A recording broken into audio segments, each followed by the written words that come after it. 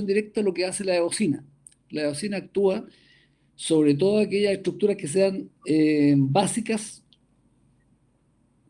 como el músculo, el colágeno y los glóbulos rojos, que es lo más común. Sin embargo, la coloración indirecta se refiere a un tipo de coloración especial, que es la que usamos con la hematoxilina, y es la que habitualmente requiere de un proceso un poco más complejo que se llama la creación de un mordiente o de una laca. Tenemos, en segundo lugar, la coloración progresiva y regresiva, que ya hicimos en la práctica del laboratorio, hicimos el primer intento por hacer una tinción de núcleo, en donde nosotros hacíamos la tinción en hematoxilina, lavábamos en agua y posteriormente hacíamos una diferenciación. Dijimos en Profe, el laboratorio, ¿sí? la Camila Rojas parece que tiene una duda. Dígame nomás, Camila. No me hablo nada, pues, ¿por qué no me habla? Está acá hablando por el chat. Ah, ya. Bueno, dígame, ¿qué le pasó a Camila? Dice que no tiene micrófono. Ah, entonces vamos a tener que hablarla por el chat. Más tendría que hablar por el. A ver, aquí está. ¿Sí? No, Camila Santis. Dígame por el chat nomás, dígame, Camila.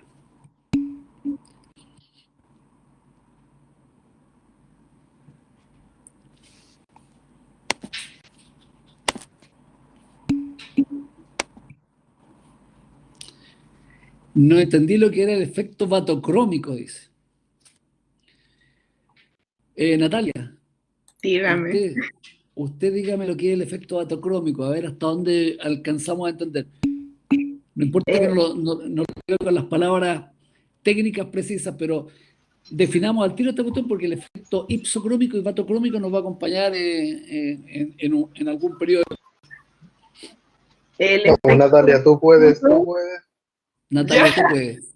Mire, el hagamos lo efecto siguiente, vatocrómico, básese exclusivamente en el efecto, porque es un efecto físico, digamos lo que pasa, en la longitud de onda. ¿Se acuerda usted que hay una serie de colorantes o de estructuras químicas que no alcanzan a ser visualizadas por el ojo humano debido a que tiene una longitud de onda muy baja y que nosotros fuimos por el incrementando efecto de de la unión de distintos radicales? sí, Bueno, tomando como base eso, ¿en qué consiste el efecto vatocrómico e ipsocrómico? o sea, el efecto vatocrómico y el ipsocrómico, los dos son modificaciones físicas que resultan de la molécula.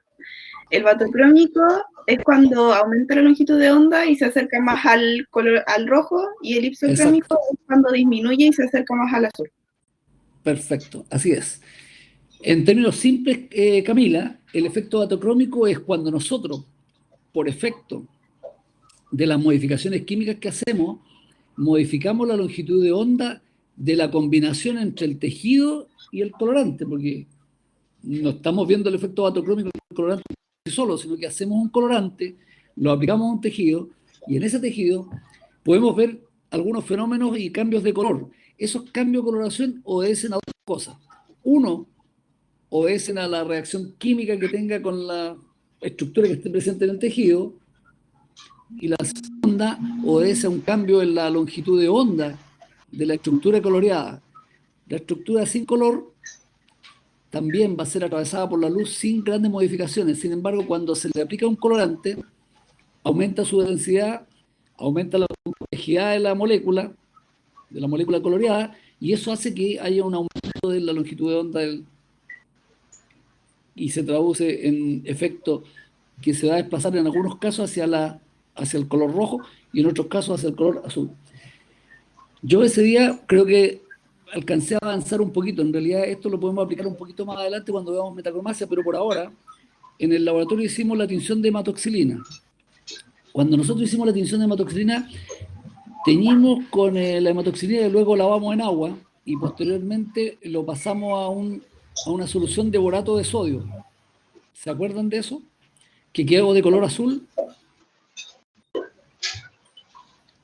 Ah, la Camila no puede contestar. Y seguro cuando se cruza de... Muy bien, exacto lo que le contestó la Camila Santis.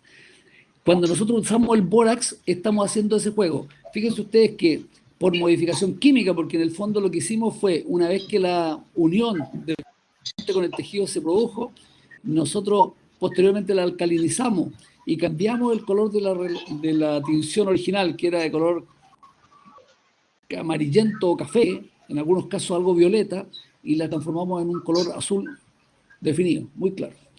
Eso sería efecto ipsocrómico. El efecto batocrómico no lo hemos visto todavía porque no hemos hecho una tinción metacromática para que podamos apreciar ese cambio. ¿Le habrá quedado claro? Su compañera se lo escribió bastante claro en el chat también, ¿ya?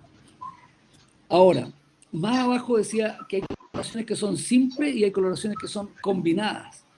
Una coloración simple es aquella en donde, al igual que la eosina o que la fucsina ácida o cualquier colorante puro preparado en agua o en alcohol, actúa sobre un componente tejido. A eso le llamamos que es una coloración simple. ¿Y cuándo le llamamos combinada, señor Bayuk? ¿Profe? ¿Cuándo llamamos una coloración combinada?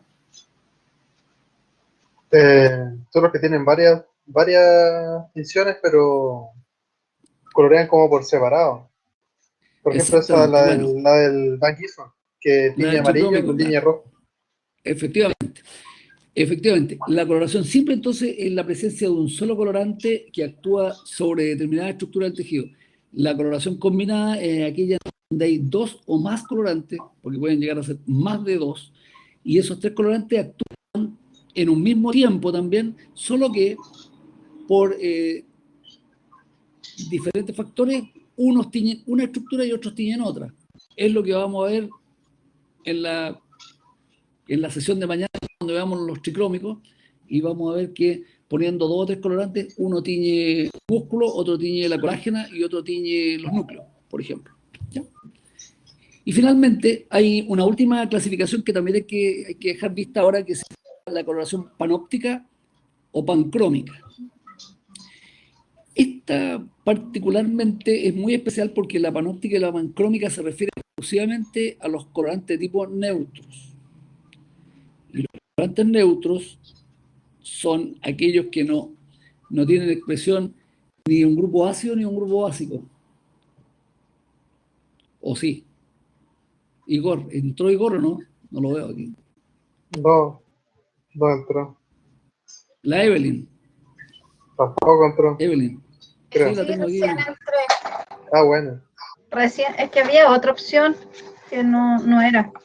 El Igor no, pues, Aparece la del LAT y ya aparece la de la teórica, por eso aparecen dos técnicos. sí, me Evelyn. metí al nombre, pero no había nadie. Sí, Evelyn, profe. déjese de comadrear.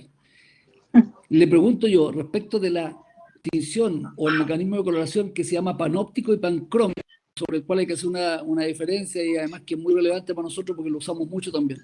¿Cuál es la gran diferencia que hay entre eso y la coloración combinada?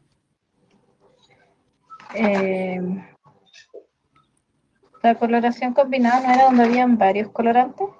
¿Sí? ¿Y la coloración panóptica? Era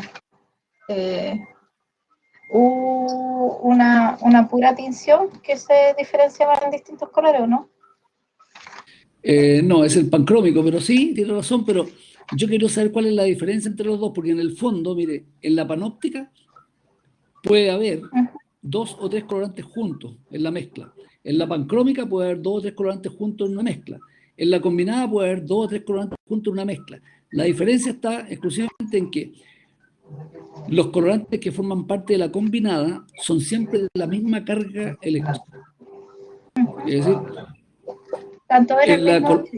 en la coloración combinada usted puede poner dos o tres colorantes que son todos ácidos y lo usa en una mezcla. En cambio, en la panóptica y en la pancrómica, como se usan colorantes neutros, nosotros sabemos por definición que un colorante neutro en la práctica no existe. Un colorante neutro es una mezcla de colorantes ácidos y básicos. Entonces, por lo tanto, la diferencia clara entre lo que es la coloración combinada y la coloración panóptica o pancrómica está dado por los colorantes que lo componen. En el caso de abajo, panóptica y pancrómica son solo colorantes neutros. Esa es la gran diferencia que tienen que hacer y es el gran error en el que incurren habitualmente. Por eso que abajo dice colorantes neutros, para que no lo olviden. Bueno, una vez resuelto este pequeño resumen de lo que son las coloraciones y de todo lo que tenemos que ver, imaginan ustedes todo lo que tenemos que ver aquí todavía, vamos a ver un par de conceptos que ustedes tienen que haber visto ya, pero que, sin embargo, tengo que asegurarme de que los comprendan y que no bueno, lo van a comprender, pero que no los confundan. Cuando hablamos de coloración, estamos hablando del proceso a través del cual teñimos cualquier tejido. Perdón, alguien me está hinchando. Algún alumno. Colorante nos estamos refiriendo al reactivo químico o a la estructura química que es capaz de conferir color a un tejido.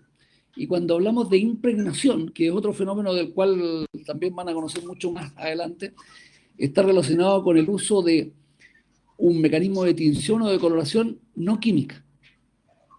En las dos primeras acepciones estamos hablando de fundamentos químicos. En la tercera estamos hablando de fundamentos físicos.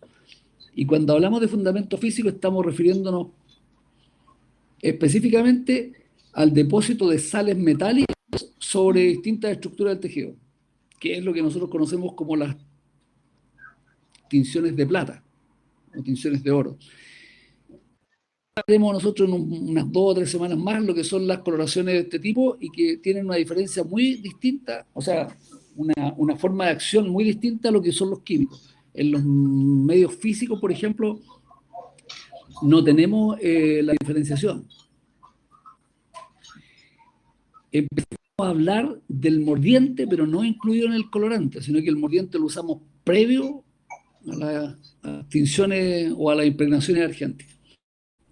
Pero solo para hacer la diferencia. Coloración, colorante e impregnación son 3 conceptos que tenemos que manejar porque cuando hablemos técnicamente sobre cualquier cosa vamos a tener que utilizarlos de manera correcta. Ya, seguimos entonces, y aquí venimos a una parte un poquito más compleja. Espérenme que hay algunas compañeras suyas que están fuera, parece. ¿Quién es la SAMI?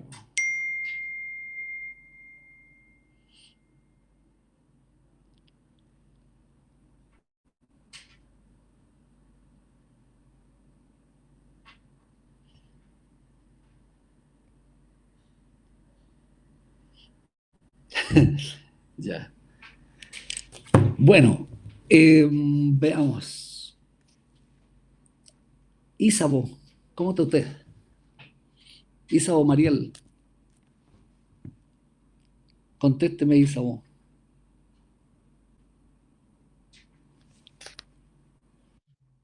Hola, Isabo. Francisca Saavedra. Francisca, hábleme. Dígame. Usted ve esta imagen. Aquí aparecen 3 conceptos que son algo complejo. El año pasado me parece que alcanzamos a ver algo de esto nosotros porque en la pizarra me acuerdo yo que estuve esbozando algunas cosas como esta, pero ahora lo vamos a tener de forma escrita y aún así de forma escrita no son muy claros. El primer concepto tiene que ver con el mordiente. Ahí está la definición, dice, ion metálico polivalente que forma complejos de coordinación con determinados colorantes. Estos iones metálicos puede ser cualquiera, puede ser, no sé, los más comunes para nosotros son el aluminio y el fierro, pero también puede ser el tungsteno, el molibdeno, el zinc, y hay una serie de otros metales, iones metálicos, que tienen la particularidad de que se pueden unir al colorante y mejorar su carga, porque habitualmente lo que se busca, si es que vamos a hacer esa combinación, es que defina mejor su carga positiva, porque habitualmente estos cationes metálicos son de carga positiva. La tinción de hematoxilina que nosotros hacemos, Francisca Ignacia Saavedra, ¿cuál es el mordiente que usamos? ¿Lo recuerda o no? ¿Ha visto el paper de hematoxilina? No, No lo ha no visto. recuerdo. Isabo, que no me habla, ¿por qué no me habla? La voy a poner ausente.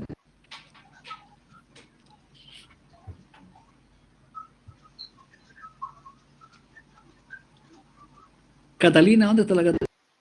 Ahí está. Catalina, usted. No le funciona el micrófono tampoco. ¿Qué onda? ¿Por qué le funciona el micrófono? Doña Evelyn, usted entonces, ¿qué mordiente utilizamos nosotros en la hematoxilina de Harris, que es la que nosotros el otro día pusimos en funcionamiento en el laboratorio? Pusimos en uso. Eran sales, algo de trivalente, bivalente. ¿No? Sí, como dice aquí, ion metálico polivalente, pero las sales, ¿de qué lo que eran? ¿De qué color era la hematoxilina? ¿De qué color era la hematoxilina cuando nosotros la procesamos y la teñimos antes de llegar a la cocina? Es como café. Café, pero una vez que la ponemos en agua corriente, que es una de las posibilidades, Se o en agua pone destilada azul incluso. o era con aluminio para que se pusiera azul. Sí, exactamente, aluminio. Entonces, ya podemos empezar a asociar nosotros que cuando vean el documento ustedes, que todas aquellas hematoxilinas a las que se le agrega algún mordiente de tipo alumínico, los resultados siempre van a tener que ser de color azul. Y cuando usamos el fierro, los resultados siempre van a tener que ser de color café o negro en algunos casos, ¿ya? Entonces las hematoxilinas claramente podemos identificarlas a través del mordiente. Si el mordiente es aluminio, la laca va a ser de color azul. Si el mordiente es fierro, la laca va a ser de color negro o café. ¿Qué es la quelación ahora? Para que se produzca, para que se una un mordiente con un colorante, tiene que haber una condición especial. Esa condición especial está dada por el fenómeno que se llama quelación, que es un mecanismo químico que establece un mecanismo químico mucho más complejo que las simples uniones covalentes. Camilo Bayuk, en las uniones covalentes, ¿qué es lo que ocurre cuando se unen dos átomos que son compatibles? El enlace covalente es cuando comparten electrones. Ya, pero cuando cada uno de los dos átomos que se va a unir tiene la capacidad de compartir. Uh-huh. Tiene una valencia que permite hacer eso. Sí. Ya. Y el enlace covalente coordinado, ¿de qué se trata entonces? Porque aquí dice que la quelación es la captura de un metálico, del aluminio, por ejemplo, en el caso de la hematoxilina de Harris, mediante un enlace covalente y un covalente coordinado para formar una laca. ¿Cuál sería el enlace covalente coordinado o en qué consiste? De ese no me acuerdo. ¿No? Y el Alejandro Canto, ¿se acuerdan? Alejandro.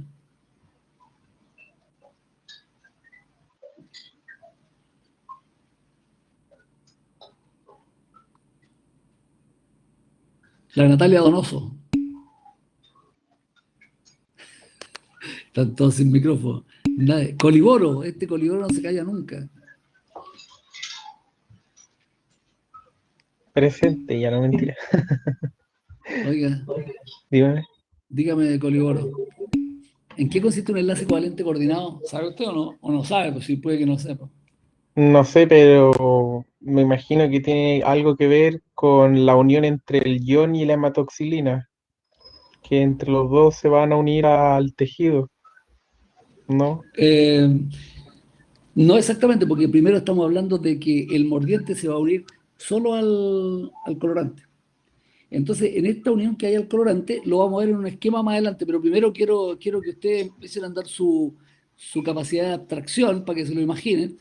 Imaginen ustedes que la quelación corresponde a un enlace covalente simple, que es el que describió su compañero recién, y el enlace covalente coordinado, que lo describió recién por el chat el Ricardo Erazo, y que es cuando uno de los dos átomos es capaz de compartir para establecer el vínculo o la unión.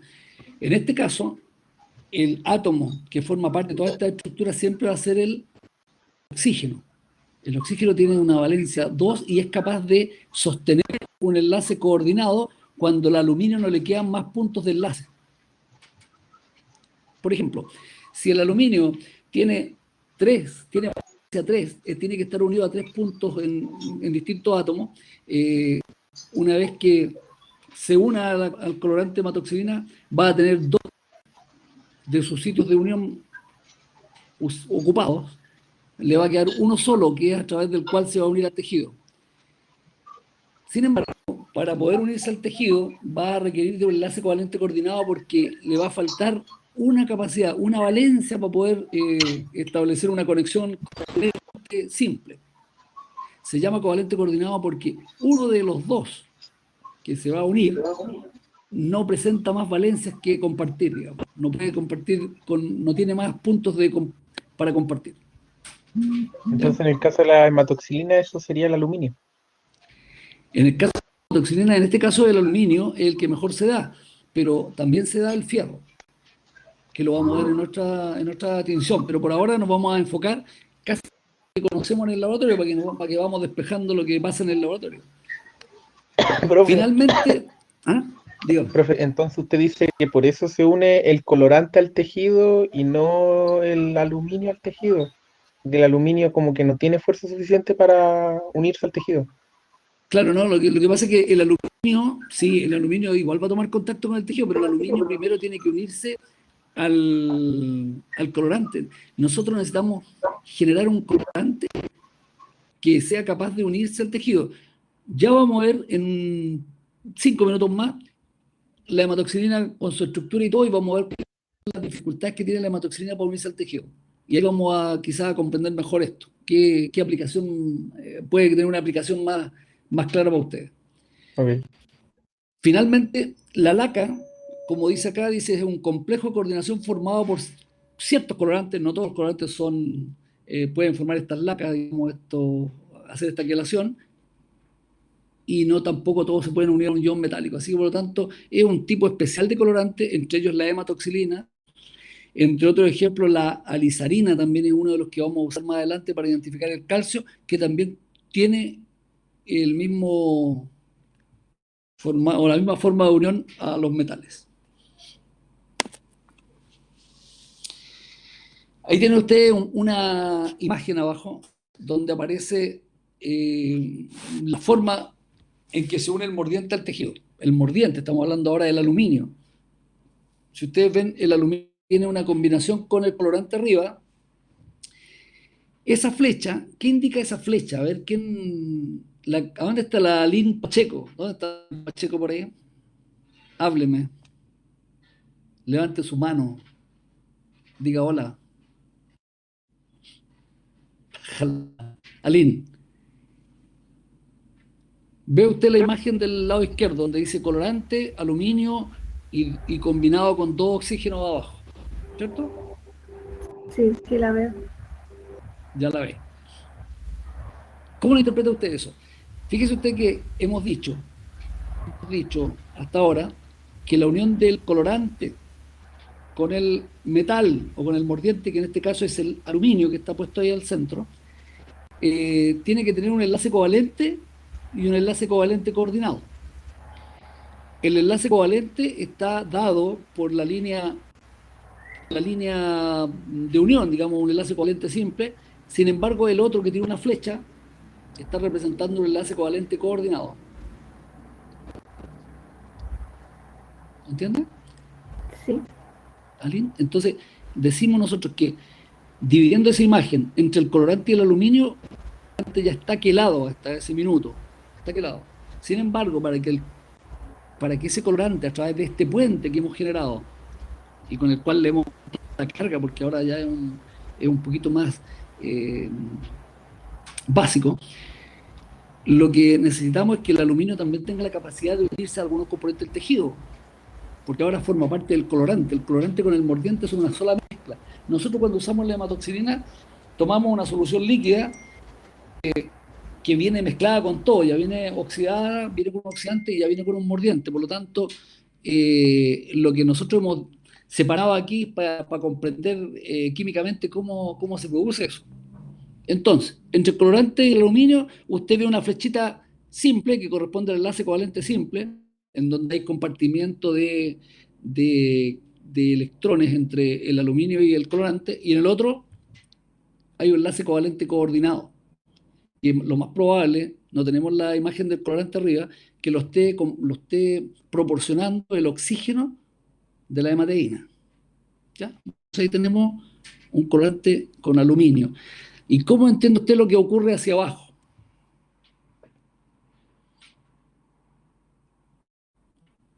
Alín, Pacheco, Fuensalida, Poleto. ¿Cómo se une al tejido? ¿Sí? Usted diría, por ejemplo, la pregunta, mire, usted diría que en la unión del tejido al aluminio también hay una quelación, No, ¿no? porque no se estaría a ver. Alguien dice que alguien tiene otra opinión, ¿no?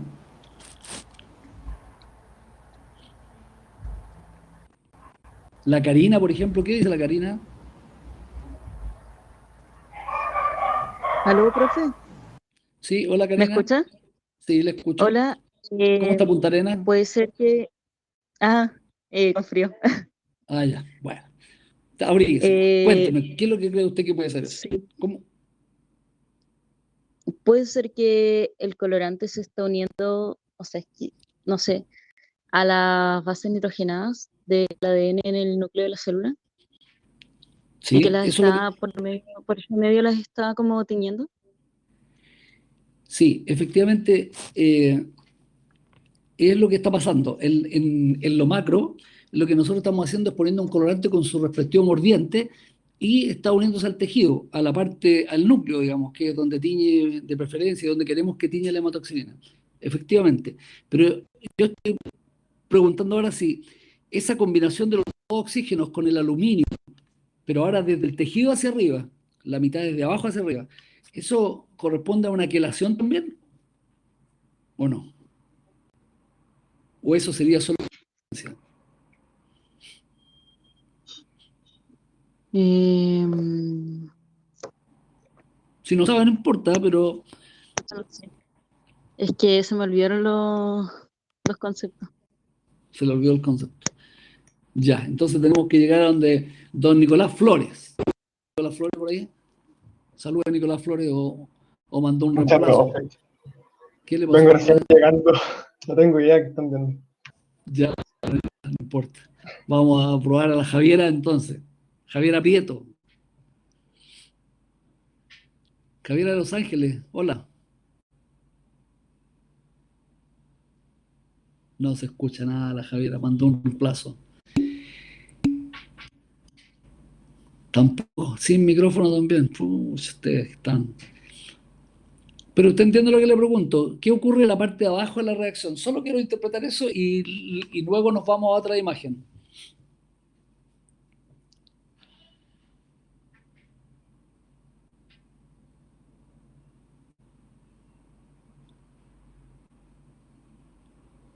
¿La Camila Varela apareció por ahí o no? No la veo aquí yo. Camila Santi, usted.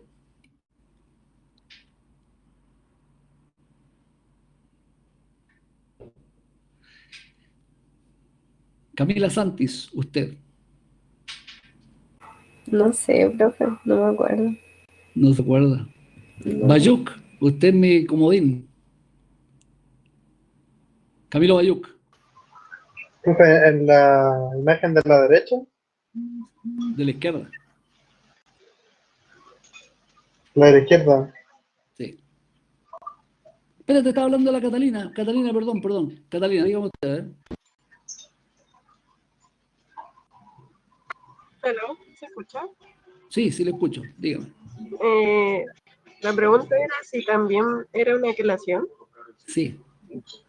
Creo que sí, porque lo que entendí es que el mordiente se está uniendo al tejido y eso no era otra quelación. Exactamente. Camilo Bayuk y todo el curso. Esto que hemos analizado hoy día aquí, en esta imagen pequeña, es como la clave para entender, digamos, todo el proceso que ocurre con la hematoxilina cuando actúa químicamente. Fíjense ustedes que en la unión química que hay abajo también hay una combinación del aluminio y también un enlace con flecha desde el oxígeno que está con doble enlace, del grupo fosfato, ¿cierto? Bueno, en ese caso también estamos en presencia de una quelación. En ambos casos, la quelación de estas dos figuras, del colorante con el aluminio y después del aluminio con el tejido, en ambos casos, el oxígeno es el dador de electrones, el que permite, digamos, establecer este enlace de manera coordinada. Y no es simple porque simplemente el aluminio ya no tiene más valencias que compartir. Entonces, en esa imagen yo creo que ahí le va a quedar reflejado a usted mucho más claro que la quelación se puede producir en ambos casos. Ahora, nosotros cuando hablamos de quelación estamos siempre pensando en el colorante y el tejido, en términos macro, pero ya sabemos ya que en la preparación del colorante debemos unir el mordiente a través de quelación. Y una vez que el colorante está preparado con su mordiente y todo, lo unimos al tejido a través de quelación también. ¿Ya? Espero que eso haya quedado claro. Bueno, una vez que nosotros tenemos un colorante con hematoxilina, que se tiñe muy fuerte en los núcleos. Pucha, me dio poderoso, perdón.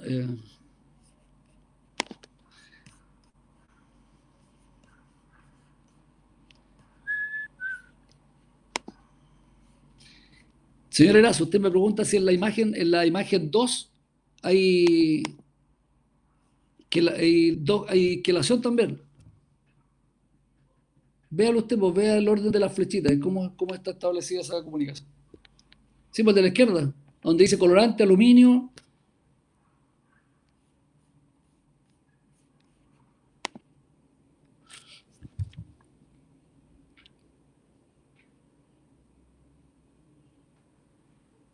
Erazo.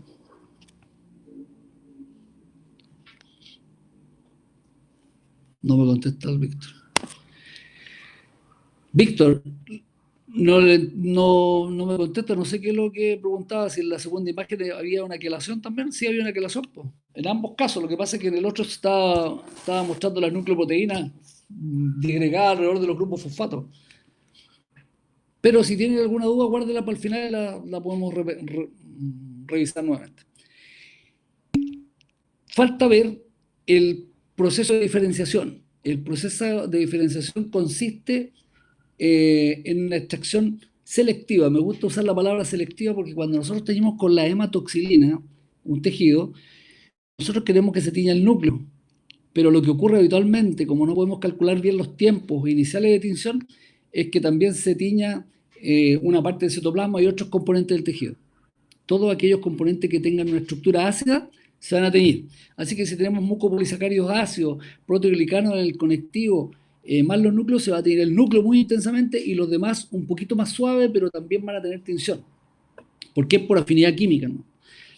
Entonces, en esos casos, cuando nosotros tenemos una sobretinción, para poder generar un contraste de las estructuras que están rodeando al núcleo, necesitamos hacer un proceso de extracción selectiva del colorante.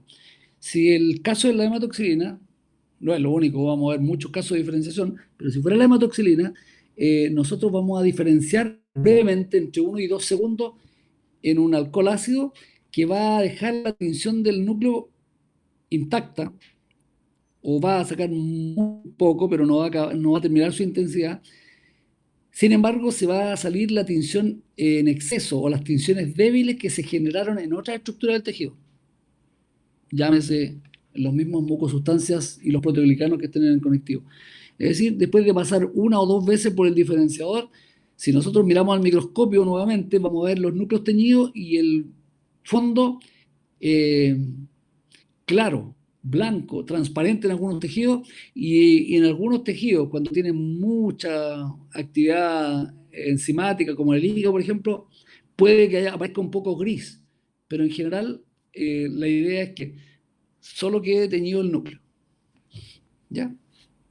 Dentro de estos agentes diferenciadores existe una buena variedad, y entre los principales están los solventes. Por ejemplo, cuando yo utilizo la eosina como colorante ácido y lo preparo en agua o en alcohol, agua o alcohol, cualquiera de los dos solventes que yo tenga, si yo después lo paso por el mismo solvente, digamos, por otro frasco con agua, se me va a salir una buena parte de la coloración. Cosa que no esperamos. Nosotros esperamos que la coloración se mantenga en el tejido. Si nosotros elegimos mal el paso por agua o por alcohol, lo que va a pasar es que se nos va a decolorar la muestra. Por ejemplo, si yo preparo hematoxilina, eosina alcohólica, y yo la paso por alcohol, ¿qué va a pasar, señor Bayuca? Usted lo tengo más a mano aquí, por eso es de los primeros que está matriculado acá, así que obligado a catetear. Se sale todo. Se le va a salir todo, porque el solvente era alcohol. O sea, la eosina se disuelve fácilmente en alcohol, sobre todo si es alcohol de 70 y 80. Entonces, si yo quiero lavar primero en la tinción de eosina, tendría que pasarla primero por un baño de agua y posteriormente por los alcoholes, para evitar que se me decolore. Ese sería un agente diferenciador. Sin embargo, cuando estemos en el laboratorio algún día, recuérdenme decirles que, en mi opinión, ese no es un buen diferenciador, pero en este listado, si ustedes lo aprenden así, lo voy a considerar. Segundo, el pH. Por ejemplo, cuando yo pongo la misma solución, por ejemplo, si yo decidiera teñir con hematoxilina el núcleo y posteriormente quiero diferenciar, ¿puedo hacerlo con agua? No se me va a ir nada, la tinción va a quedar exactamente igual. Si yo le agrego un poco de ácido, disminuyo el pH, claramente se me va a diferenciar. Es decir, el pH en las soluciones solventes es un diferenciador. Entonces uno puede diferenciar por los solventes, modificando el pH de los solventes, una segunda forma de diferenciación. Una tercera forma es la que está descrita ahí como CMTC. Eso significa colorante, mordiente, tejido, colorante. Existen algunos mordientes que actúan como diferenciadores. Ejemplo, vamos a poner un ejemplo con la hematoxilina que ya hemos visto. Si la hematoxilina nosotros la quelamos con el mordiente alumínico, vamos a formar hematoxilina de Harris. Si yo posteriormente lavara en un solvente que contenga el aluminio, lo más probable es que me remueva todas aquellas uniones que tuvo la hematoxilina y que fueron más débiles. Entonces, en este caso, la misma solución que actuó como mordiente para la hematoxilina va a actuar como diferenciador para esa tinción. ¿Se entiende? Coliboro, usted que es aguja, ¿se entiende? Sí.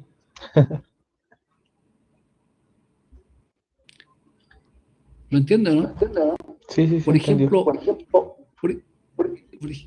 ejemplo, si en ese caso, porque yo no les voy a mencionar otros mordientes que se usan más adelante, férricos, sino que quiero ceñirme a ese. Por ejemplo, la hematoxilina con el aluminio forma un colorante. Lo oxidamos y generamos algunos cambios más, pero va a formar un colorante.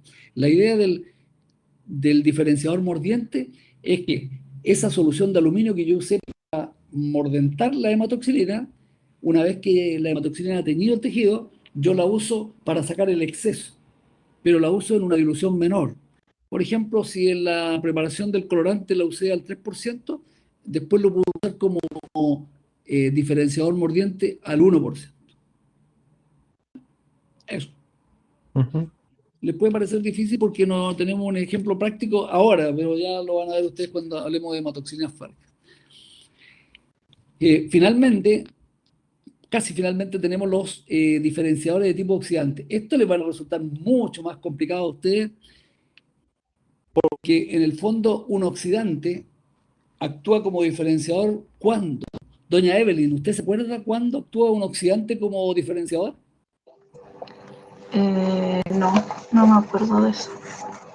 Bueno, mire, para todo el curso. Ustedes recuerdan que la estructura de un colorante está dada por 2, 3, 5 o 10 anillos aromáticos conectados por una estructura que se llama cromóforo, que le determina la identidad del colorante, ¿cierto? Que puede ser, no sé, NO, carbono-carbono, nitrógeno-nitrógeno, todo eso. Esa estructura que nosotros conocemos como cromóforo Bueno, cuando se trata de una estructura que tenga doble enlace, por ejemplo, nitrógeno-nitrógeno, significa que el nitrógeno todavía tiene la capacidad de reaccionar de manera débil, pero puede reaccionar con otra estructura. Entonces, cuando nosotros tenemos un oxidante, en algunos casos de colorantes, por ejemplo, un colorante básico que se llama fucsina básica, tiene un cromóforo que es carbono-carbono, con doble enlace en su centro. Entonces, cuando nosotros le agregamos un oxidante como el permanganato de potasio, peróxido de hidrógeno, ácido crómico o cualquier estructura oxidante, cualquier químico oxidante, lo que va a hacer es que se va a unir a la estructura del cromóforo, y una vez que se une a la estructura del cromóforo, ese colorante deja de teñir del color rojo que tiene habitualmente. Ese colorante pasa a ser un leucocolorante porque hemos modificado su estructura esencial, que es el cromóforo. ¿Me entiendes? ¿Quién no entiende? Rocío Enrique, ¿entiende o no? Rocío.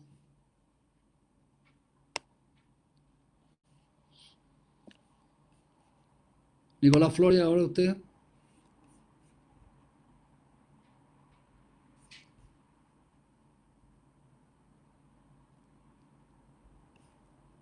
¿Alguien? Evelyn, Paola. Profe, yo no entendí. ¿Quién es usted? La Camila Sánchez. ¿No la entendió? No entendí. Ya. ¿Se acuerda usted que un colorante tiene un cromóforo que es que determina, digamos, el tipo de colorante que es? Lo clasificamos incluso según su cromóforo después. Y tiene un ausocromo. Bueno, el ausocromo para nosotros no existe. Digamos que tenemos un colorante como la fucsina básica que tiene un cromóforo que es carbono-carbono, carbono doble enlace carbono. Ese es el centro de la molécula, y si nosotros tenemos que definirlo, el colorante por su cromóforo, tenemos que clasificarlo como carbono-carbono, el cromóforo. Lo que ocurre es que si nosotros le agregamos a ese cromóforo una sustancia oxidante, puede ser cualquiera, puede ser, yo le nombré oxidantes ahora, pero podría ser, en el caso de la fucsina básica, el metabisulfito de sodio, que es una estructura, un reactivo ácido, que se va a unir al centro de la molécula de colorante y va a modificar su cromóforo. Entonces el carbono que tenía doble enlace con el carbono ahora va a tener carbono, un enlace con el otro carbono, y el otro enlace que se libera se va a unir al metadisulfito de sodio. Entonces ya el cromóforo original que daba identidad al colorante ya no existe. Y se va a pasar a llamar, una vez que uno modifica el cromóforo, se llama leucocolorante. En el caso particular del que estamos hablando, el colorante de color rojo, cuando yo le aplico esta solución, el colorante pasa a ser transparente. ¿Me entiende, Camila? ¿Ahora? Sí, ahora sí entendí, profe. Ya. Entonces, Gracias. si nosotros modificamos la estructura del cromóforo, que nunca hemos hablado de modificarla, pero si nosotros quisiéramos modificarla a través de un oxidante, podemos transformar la estructura del cromóforo y ya dejamos de tener ese colorante. Para nosotros ya dejó de existir la fucsina básica, porque ya le modificamos la estructura esencial, digamos. Entonces, en ese caso, existe un tipo de diferenciación que se llama por oxidante, es decir, yo aplico una sustancia oxidante y lo blanqueo el color, que es una forma de diferenciación también, porque estamos hablando de diferenciación, sacar el exceso de colorante. Yo podría diferenciar si los pongo en ácido, si los pongo en solvente, si le agrego un mordiente en una concentración más diluida, pero también si le agrego un oxidante, en determinados casos podría conseguir la decoloración del tejido. ¿Mm? ¿Ya? Camila, ¿sí ahora? Cami. Sí, ahora sí. Ya. Es que estaba leyendo una pregunta que hicieron por el chat. Ya. Otros colorantes, es que yo voy a tratar de no leer el chat porque si no me desconcentro aquí, porque estoy tratando de concentrarme en esto. Entonces lo que me estén escribiendo por el chat lo voy a contestar después. Por último, lo juntan y después me lo mandan en, no sé, pues en un correo, en un WhatsApp, y les trato de contestar por escrito lo que quede pendiente, ¿ya? Y la última forma de diferenciación, que tampoco la considerábamos hasta el año pasado, para los alumnos antiguos, ni hasta el año antepasado, es que se haga a través de otros colorantes. Yo no lo entendí como una forma de diferenciación, pero sí debiéramos considerar el resultado final es cambiar un color por otro. Ejemplo, si yo aplico un colorante que me tiñe el músculo y el colágeno del mismo color, yo aplico un colorante de peso molecular mayor sobre el mismo tejido, digamos, es probable que el colorante de mayor peso molecular y la misma afinidad química con el tejido desplace al colorante de mayor peso molecular. Esa es una regla que ocurre dentro de las coloraciones en general y dentro de los triclómicos que vamos a ver a continuación. Así que, por lo tanto, lo vamos a dejar dentro de este listado. Vamos a incluir estos 6 formas de diferenciación para que los tengan presentes. Entonces, en cada tinción que empecemos a hacer de aquí en adelante, ustedes pregúntense siempre, ¿qué voy a hacer aquí con esto? ¿Yo lo voy a diferenciar o lo voy a intensificar? En algunos casos lo acentuamos y en otros casos lo diferenciamos. O sea, en algunos casos extraemos color, en otros casos intensificamos el color. ¿Ya? Profe, entonces ese es Sí. como el que hacíamos con el azul tanilina, ¿cierto? ¿Con el triclómico? Sí. Sí, exactamente. Lo que pasa es que Ya. lo agregué aquí porque resulta que cuando uno ve los triclómicos, uno dice, aquí nosotros no usamos diferenciación, pero sin embargo, una forma de diferenciación sería que yo voy a sacar el colorante que tiñó por ejemplo, si yo pongo, no sé, en el caso del Mason, yo tengo que teñir las colágenas y las quiero teñir intensamente azul, el azul me va a sacar volando al Orange G o a la fucsia que yo había puesto antes. Claro. Porque tiene mayor peso molecular y yo quiero además buscar el mejor contraste, así que por lo tanto es una forma de diferenciación, el desplazamiento. Ah, sí, algo había mencionado la otra vez que usted no lo consideraba un método tal cual. No lo he considerado, pero yo ahora lo incluyo acá porque como es como diferenciador. puedo dejarlo como libre, porque cuando ustedes me tengan que explicar el concepto de diferenciación en algún minuto, tengan que explicar algún fenómeno que ocurre en el que usamos la diferenciación, yo podría preguntarle a ustedes qué tipo de diferenciación cree usted que está ocurriendo ahí. Porque en este minuto yo veo una intensidad de coloración muy pareja y en el próximo paso veo mucho más debilitada la tinción. ¿Qué cree usted que pasó? Entonces usted tendría que decirme al tiro, yo creo que ahí hubo una diferenciación, pero basado en el uso del desplazamiento de un colorante de mayor peso molecular a otro de menor peso molecular. Claro, lo removió. ¿Ya? Pero profesor, una consulta. ¿Sí? ¿Quién habla? Cuando el colorante se desplaza, ¿Sí? Cuando el colorante de mayor peso molecular desplaza al otro, ¿es ¿Sí? solo en cierta zona o en el tejido En cierta completo? zona. En cierta zona, porque fíjate tú que tienen que tener una particularidad. Ambos colorantes tienen que tener la misma carga, porque en el fondo van a apuntar al mismo sitio, ¿cierto? Hagamos cuenta que nosotros queremos teñir la colágena, efectivamente, un colorante que es la fucina ácida va a teñir la colágena de color rojo. Pero a continuación yo le pongo otro colorante de color azul que tiene mayor peso molecular, pero tiene la misma carga que la fucsina, y los dos van a ir al mismo sitio. Entonces, uno va a desplazar al otro, el de mayor peso molecular. Si lo vemos al revés, Nicolás Colibor va a hacer lo siguiente. Si yo pongo el azul primero y después pongo la fucsina ácida, ¿va a haber desplazamiento o no va a haber desplazamiento? La fucsina no se uniría. No va a haber desplazamiento porque el peso molecular del colorante, el mayor peso molecular del colorante azul va a predominar, no va a ser desplazado. Eso ocurre habitualmente cuando el colorante que ponemos en segundo lugar tiene mayor peso molecular que el primero. Y la misma carga, por supuesto, tiene que tener la misma carga, porque apunta al mismo blanco. ¿Ya? ¿Y lo desplaza totalmente o hace combinación de colores? No, totalmente. Totalmente. Ah, ya, ok. Debiera desplazarlo totalmente. Si lo desplaza medianamente, va a faltar más tiempo de acción. Hay que ponerle más tiempo de acción. Ya veremos, en los triclómicos ahí hay una serie de juegos que uno puede hacer como para ir modificando y mejorando eso. ¿Ya? Veamos, entonces, entre los que acabamos de ver adelante, los más importantes son los oxidantes, los ácidos, como el alcohol ácido, que es el que usamos en la hematoxilina, uno de ellos. y el otro son los mordientes que acabamos de describir, que simplemente van a ir a una concentración más baja que el mordiente, pero van a actuar después del mordiente y van a actuar extrayendo también un poquito de la coloración excesiva. Ahora, hace un rato les dije que tenemos los diferenciadores, es decir, nosotros queremos sacarle un poquito de colorante porque está muy pasadito, pero también tenemos por otro lado los acentuadores, que son otros colorantes, otros reactivos y otro mecanismo de acción químico que nosotros de los que nos valemos para poder mejorar la tinción. Uno de ellos está reflejado en ese cuadrito en amarillo, que dice que cuando el colorante es ácido, si el medio en el que yo lo pongo es ácido, la coloración va a ser más intensa.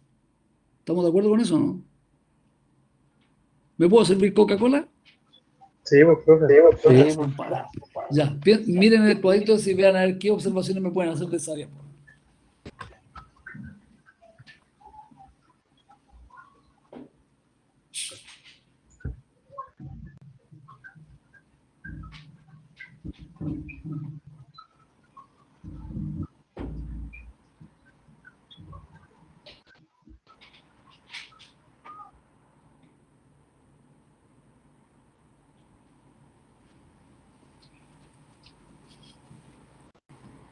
parece matemática.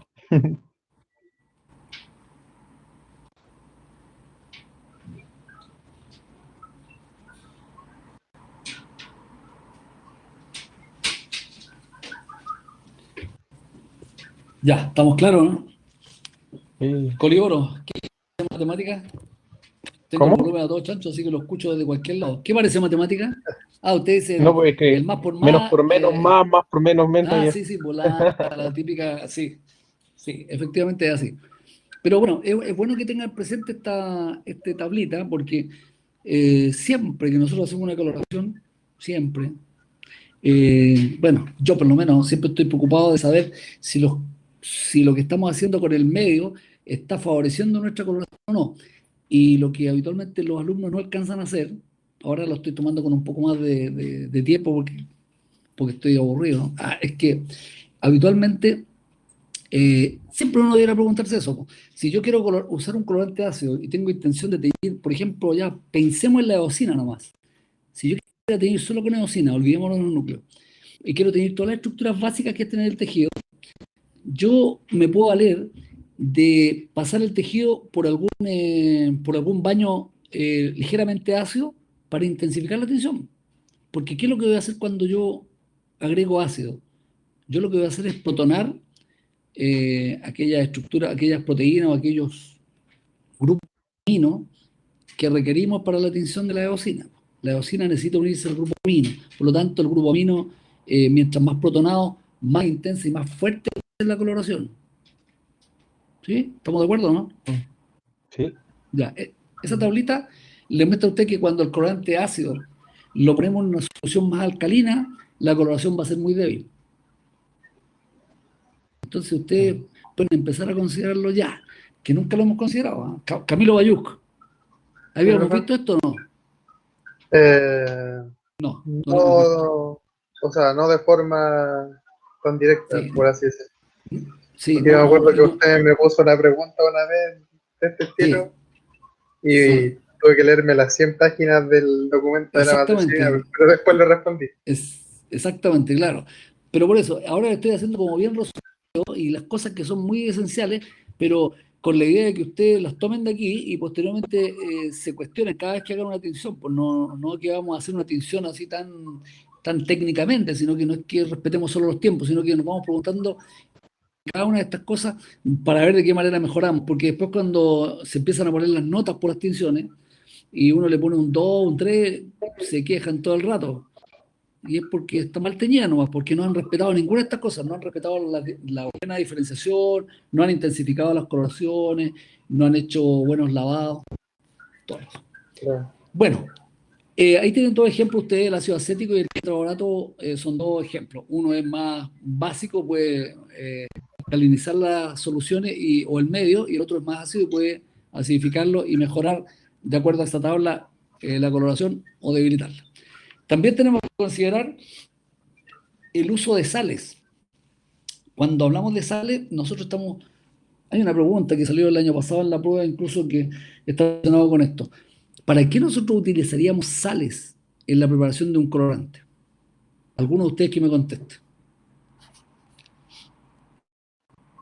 Pues las sales ponían los grupos amino, ¿no? ¿Qué hacen las sales? A ver, las sales, porque cuando estamos hablando de sales, no confundir con poner, con alcalinizar una solución o con acidificarla. Porque hay sales que podríamos usar nosotros para acidificar y para alcalinizar. Por ejemplo, el ácido cítrico, que viene en polvo y en forma salina, yo podría usarlo para acidificar. Podría usar el tetraborato de sodio para alcalinizar. Pero no, este uso de sales, como dice al lado, dice son indiferentes. Son sales que ayudan a conservar, ¿sabe qué? La molaridad. O el paso más controlado y nivelar un poco las cargas. O sea, en el fondo, el uso de sales indiferentes que se usa en muy pocas técnicas, pero no podía dejarla pasar porque también se usa. Tiene por objeto eso. Generar, por ejemplo, ¿cuándo se va a usar? Ahí mismo usar un ejemplo, en las uniones débiles, cuando uno tiene que hacer uniones, tiene que identificar algún componente que va a generar uniones muy débiles como la fuerza de Van der Waals, por ejemplo, o la unión hidrofóbica. Habitualmente uno tiende a poner una sal o algún reactivo que sea indiferente, que no aumente ni disminuya el pH, pero que permita que la solución tenga una concentración estable y que vaya pasando de manera gradual, digamos, se vaya formando la unión química de manera gradual. O sea, profe, ¿en orceína podría funcionar el uso de sal? En la orceína podría funcionar, claro que sí, porque la orceína precisamente va a la región hidrófoba y podríamos, y justo va con alcohol también, sí, podríamos mejorar eso. Pero hay un caso en donde se ve mejor, yo la puse porque igual ustedes se están preparando ahora, pero cuando hagan histoquímica, lo vamos a ver en el caso del rojo Congo. Ahí es el mejor ejemplo, cuando veamos la tinción del amiloide, el mejor ejemplo es la preparación del rojo Congo con todos sus componentes y ahí vamos a ver el uso de las sales. Pero por el momento, téngala ahí al ladito. Y finalmente también otro que tampoco yo consideraba muy, muy dentro de la lógica del acentuador o de intensificador de coloraciones, el uso del fenol. El fenol lo usamos en algunas técnicas. Por ejemplo, ¿alguien sabe en qué técnica se usa el fenol? ¿Una técnica de coloración? ¿Recuerden por ahí? No se van a acordar. El Zinn-Nielsen lo han escuchado, ¿verdad? La técnica de Zinn-Nielsen o Kinjum. Bien, Víctor Alejandro Erazo, muy bien, en Zinn-Nielsen. ¿Se acuerda que nosotros usábamos el fenol? Y el fenol es muy tóxico. De hecho, si podemos evitar usarlo mejor, pero genera ese efecto. Actúa mejorando la tinción superficial. ¿En qué consiste la tinción superficial de las coloraciones? ¿Quién me puede decir eso?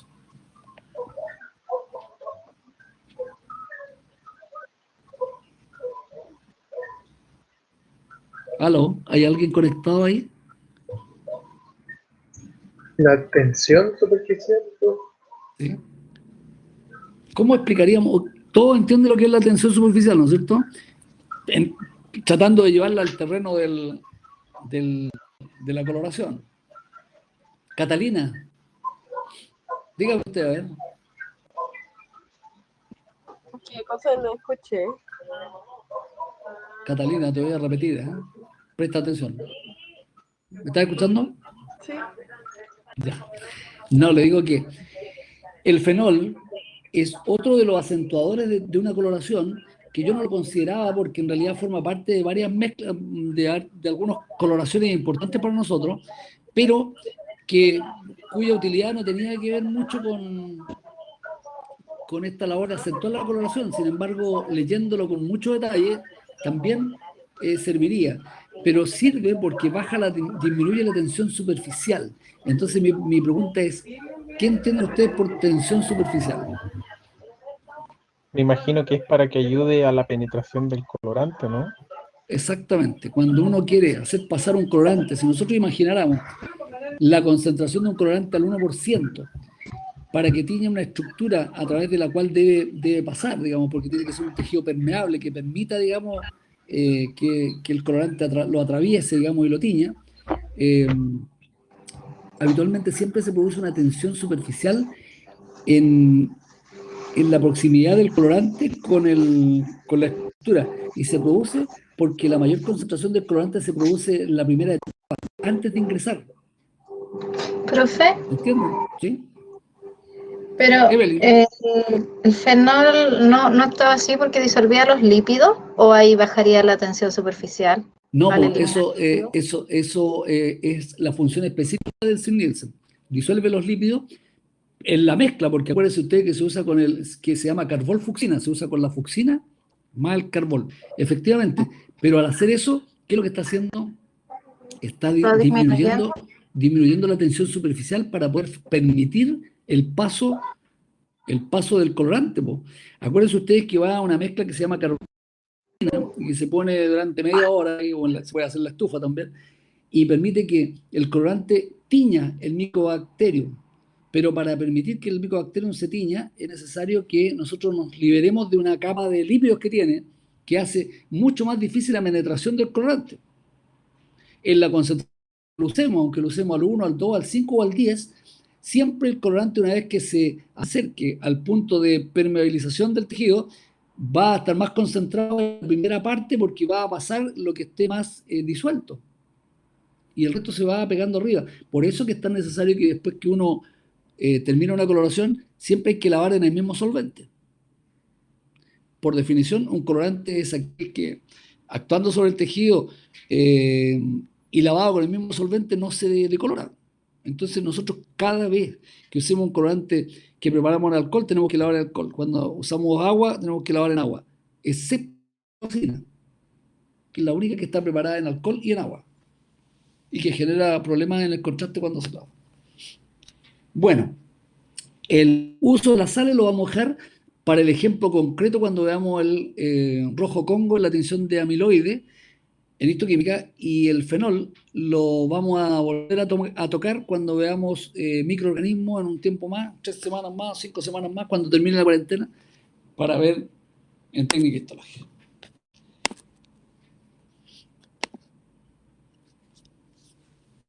Bueno, otro detalle que vamos a tener en las coloraciones, que habitualmente yo lo veo en las técnicas especiales, pero que lo quiero mencionar aquí brevemente porque lo van a entender fácil, los mecanismos de coloración diferencial ahora. Para que hagamos una coloración diferencial sobre un tejido y podamos ver de distintos colores, no sé, las fibras de los glóbulos rojos y de los núcleos y del citoplasma, bueno, debemos basarnos en una serie de mecanismos. Uno de ellos, o factores, que son la afinidad química diferente. Ahí está claramente descrito, dice, son variables que dependen del tejido por un lado y del colorante por otro. Es decir, un tejido de carácter enteramente básico como el músculo debe ser teñido necesariamente por un colorante ácido y no hay otra opción. ¿Ya? Entonces va a depender del colorante y del tejido las variables. Por otro lado está la densidad, que la densidad del colorante no la tomamos en cuenta, solo tomamos en cuenta la densidad del tejido. ¿Por qué la densidad no ha de ser tomada en cuenta en el colorante? Porque el colorante lo diluimos nosotros, y nosotros fabricamos el colorante que vamos a utilizar, y por lo tanto sí, la densidad del colorante es muy alta, es un colorante muy grueso que no se disuelve completamente o está sobresaturado. Lo que tenemos que hacer es buscar un protocolo que lo haga más diluido para que pueda permeabilizar todo el tejido. Entonces la densidad debemos considerarla siempre nosotros por el lado del tejido. Y lo otro es que también hay una permeabilidad distinta. Hay tejidos, es muy común para mí mostrar como ejemplo, que es el más concreto de todo, el músculo y el colágeno, que siendo los dos de carácter básico, los dos están teñidos por la eosina, pero uno es mucho más permeable que el otro. La colágena, por su distribución dentro del tejido, es mucho, mucho más permeable que la estructura del músculo. Por lo tanto, la permeabilidad diferente hace que nosotros, en estos coloraciones diferenciales, cuando queramos diferenciar uno de otro, nos valgamos de esa diferencia que tienen para poder elegir el colorante adecuado para cada una. y las podamos tener de distintos colores y podamos apreciar una tinción mejor. Hay un ejemplito abajo que lo ven ustedes porque no me puedo atrasar más, tengo que ver otra cosa. Hay un mecanismo de coloración que yo no mencioné en la tabla, de hecho estaba ahí, pero lo había sacado, que es la metacromacia, que está escrito aquí. Aquí hay un tipo de coloración que se denomina ortocromacia, que es que cuando yo uso un colorante, cualquiera que conocemos, de color azul, tiñe mi estructura, la estructura que yo quiero teñir la tiñe azul. Si yo tengo un colorante verde, me tiñe verde. Pero hay un colorante especial, que es el metacromático, que es un colorante básico, que tiene una particularidad. No actúa solo por la afinidad química, actúa por la afinidad química primero, pero luego actúa por polimerización. ¿Ya? ¿Me escucharon? Sí, ¿Alguien que haya escuchado? Ah, ya. Sí, sí. Entonces, escuchamos. ya. Entonces, el tema aquí lo vamos a ver muy brevemente también, porque también vamos a hacer una clase casi completa de metacromacia, pero la metacromacia en particular es un colorante básico, por lo tanto tiene afinidad con todas las estructuras ácidas, pero como las estructuras ácidas son de distinta carga eléctrica, o sea, hay unos que son ácidos y otros que son muy ácidos, puede hacer la diferencia, el mismo colorante, pero solo basándose en el grado de polimerización que logre sobre la estructura que va a teñir. Entonces eso genera 3 colores. Si el colorante es azul, tiene color azul, tiene color violeta y tiene color rojo. Entonces aquí, nuevamente, doña Camila Rojas, debemos tener presente el concepto de batocromía e ipsocromía, porque en la metacromacia se puede entender mejor.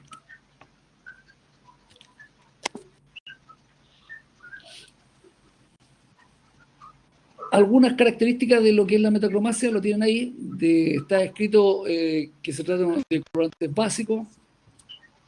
En los más comunes están descritos ahí la tionina y el azul de toluena, que son muy usados, que nosotros tenemos en el laboratorio y podemos usar una vez que volvamos al laboratorio. Voy a asegurar de que hagamos tinciones metacromáticas, por lo menos en intestino y en algún cartílago o algún tejido que tenga distintos componentes ácidos para poder diferenciarlo. Porque en el fondo la gracia que tiene la metacromacia es que permite con una sola coloración y en un tiempo muy breve, y con un solo colorante, teñir o diferenciar distintas estructuras. En principio nos permite teñir el núcleo como si fuera hematoxilina, tiñe azul rápidamente, en menos de un minuto. ¿Qué le pasó a Camila Santi con la ortocromacia? La ortocromacia, como les dije... ¿Con la metacromacia? ¿O no? Ay, no entendí. No, Camila, está bien. Lo que pasa es que la ortocromacia no la describí porque no tiene ninguna importancia respecto a la metacromacia. La ortocromacia es la coloración simple que nosotros conocemos, que usamos cualquier colorante que por afinidad química se une a otro. No sé, por la fucsina básica, por ejemplo, si yo uso la fucsina básica de color rojo, la pongo en el tejido, me va a tener todos los núcleos de color rojo. ¿Por qué? Porque la fucsina básica tiene carácter básico y el núcleo tiene carácter ácido, por lo tanto hay una afinidad química que es la que determina, digamos, que el colorante se una rápidamente. Eso se llama ortocromacia. En cambio, la metacromacia es cuando, junto con teñir el núcleo, porque también lo va a teñir de color azul el núcleo, entonces el núcleo va a ser ortocromático, efectivamente, pero va a tener otra coloración de otras estructuras que son de carboxilos, COOH, que van a ser de color violeta, y aquellas otras estructuras que sean de sulfatos, que son los más ácidos, van a ser rojos. Entonces usted en un solo tejido podría ver estas 3 variedades de colores y están solo atribuidos a un colorante que se usa en menos de 5 minutos y que permite hacer toda esta diferenciación. O sea, la metacromacia siempre fue muy importante y hoy día nosotros la usamos básicamente para identificar el tejido hematopoyético, porque el tejido hematopoyético es un tejido que se caracteriza por ser muy celular y tiene una gran diferencia de células, y esa gran diferencia de células, cuando le ponemos un HIE, no la podemos encontrar a no ser que podamos descubrir cuáles son los núcleos arriñonados, cuáles son los núcleos de los polimorfos, pero más allá de la de la forma morfológica, que es complicada y que demoraría mucho tiempo, hay tinciones metacromáticas para resolver eso, en base a los colores. Y eso es lo que hacemos nosotros en la tinción de Giemsa y May Greenwald Giemsa. ¿Ya? Eso no, se me pasó porque esa cuestión no era para usted. Eso también se me pasó. Está feo el núcleo. ¿Cómo está esa tinción? ¿Cómo la encuentran? Está como Esa, arenosa, profe. esa la hizo el Bayuk. Está fea. Esa No, pero, es una placa de Bayuk del año pasado. ¿en Te serio? encuentro muy pálida. Está Profe, yo fea. hice eso. Sí, No, la no, tengo. ¿Debería haberle puesto el nombre al lado? No, no, no, no es cierto. no, profe. Ya, O sea, yo sé que he hecho, yo sé que he tenido como el forro, pero pero no, esa no es tuya. no, es justamente eso, no. A mí Ya. Oye, yo mello el tejido, limpio por el otro lado. claro, sí, pues no, nos falta algún chiste que te hagas con las láminas. Sí.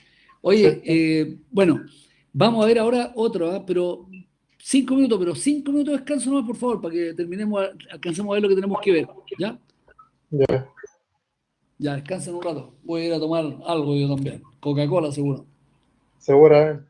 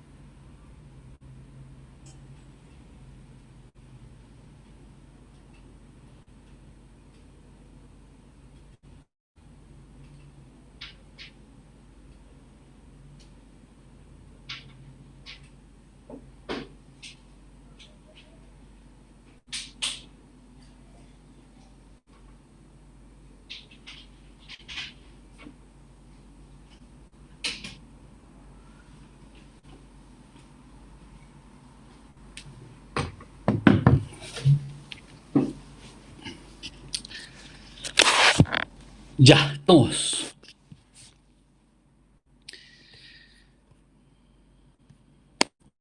A ver, voy a buscar a esta Samantha. ¿Está por aquí la Samantha o no?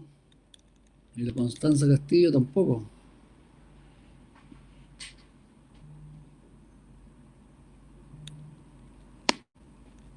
Profe, ya hablaron harto rato por un grupo diciendo que no podían conectarse, que se metieron a varios enlaces, a la página de la U y tampoco no podían ni el celular ni el computador. Sí, así veo porque me estaban escribiendo, pero es que yo no pesqué el teléfono porque si no voy a estar hasta qué hora contestando. Bueno, voy a tener que ver con ellos después. Bueno, veamos, mire, aprovechemos los últimos, a ver cuánto rato nos queda. Los últimos 35 minutos concentrados. Voy a andar un poco más rápido y les voy a mandar esto ahora a la Natalia para que se lo envíe, pero me parece que a mí que lo deben tener. ¿Ah? El libro de consulta está en pantalla, ¿lo ven? ¿Están conectados, no? Yo los veo todos aquí, ¿no? A ver, 30. ¿Cuál, Sí. profe? Oye, Profe, ¿por qué el libro dice que- consejos de amor? ese es mío, po. Ese que dice Ah, método ya. histoquímica, inmunohistoquímica, broma y consejos de amor. Jorge Carrasco, ese soy yo, pues, compadre. Así que usted sabe, pues, Camilo Bayú, cuando tenga alguna dificultad amorosa, igual puede consultar. Viene Chuta. autografía. Oye, Erazo, chistosito. Bueno, veamos una cosa. Primero, cuando hablamos de tinción como la que estamos haciendo en el laboratorio, que es la tinción de rutina, a la tinción de H&E, nosotros en el hospital y en todos lados, y en FONASA, cuando lo codifican y cuando lo cobran, todos hablan de tinción rutinaria, porque la tinción de rutina es aquella que se le hace a cada una de las muestras que llega a un servicio, sin importar, aunque sea poca o sea mucha, siempre le vamos a hacer una H&E como primera tinción. La primera tinción nos orienta bastante, porque acuérdense ustedes que los patólogos, con la sola observación de la lámina teñida con HIE, ya se orientan bastante en lo que deben hacer con la lámina y qué estudios le van a pedir después. Entonces, lo que yo quiero mostrarles en esta lámina es que algunas preguntas o algunos criterios que hay que utilizar para comparar lo que es la HIE, que es la rutina, con las tinciones especiales, que son otra variedad de tinciones que vamos a hacer a partir de 2 semanas más. Por ahora vamos a estar en la tinción rutinaria. Y ahí dice, por ejemplo, dice el interés primario. ¿Cuál es el interés primario de la hematoxilina eosina? Dice claramente el núcleo de citoplasma. En las tinciones especiales, uno de los dos puede ser. Dice núcleo o citoplasma. ¿Sí? Habitualmente con el HE se puede hacer un diagnóstico médico, pero por ejemplo no podemos hacer un diagnóstico de enfermedades infecciosas, como dice en las técnicas especiales. Para eso tenemos que hacer un Gram, un Worting-Starling, un Sid-Nielsen, un Grocott o cualquier tinción de microorganismos, virus, bacterias, menos coronavirus, todavía no tenemos. Entonces, en ese caso, estamos pensando en una técnica especial. La técnica de HIE solo nos permite hacer un diagnóstico médico, que el diagnóstico que hace el patólogo, basado en lo que es la morfología nomás. Luego, para interpretar los dos, el HIE diríamos nosotros que es una tinción meramente morfológica, aunque en el HIE, cuando uno tiene más habilidad y más experiencia, por ejemplo, puede identificar hongos, puede identificar bacterias, pero el objetivo del HIE no es otro que no sea la morfología.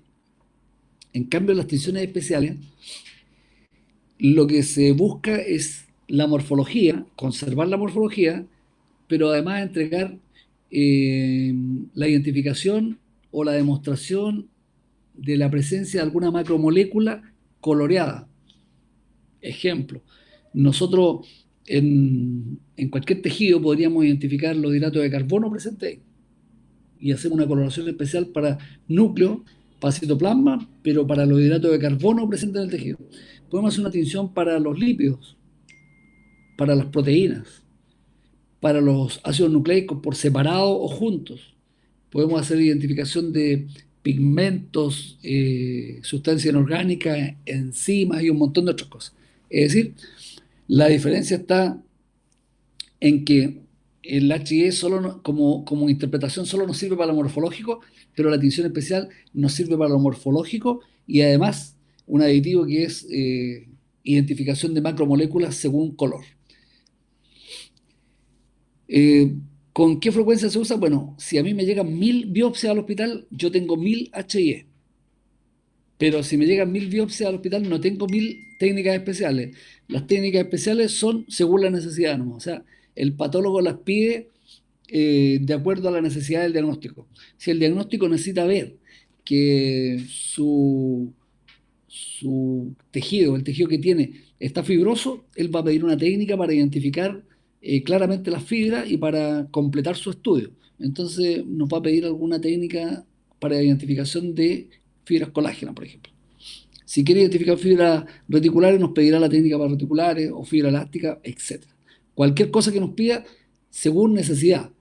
Si el diagnóstico es de un apéndice que está inflamado, lo más probable es que él lo considere como rutina y no se le pida ninguna técnica especial, porque un apéndice simplemente lo puede identificar morfológicamente. Luego, la cuantificación, que es una cosa que siempre se nos pregunta a nosotros. Nosotros no hacemos exámenes cuantitativos, nosotros hacemos exámenes cualitativos. La bioquímica entrega exámenes cuantitativos, se puede cuantificar la cantidad de proteína, la cantidad de glicógeno o de lípidos que esté presente en un tejido. Nosotros lo hacemos cualitativo. Nosotros tenemos que mostrar la presencia de para hacer el diagnóstico, nada más que eso. En la misma línea, cuando nosotros queremos, como no cuantificamos, tenemos que cualificar.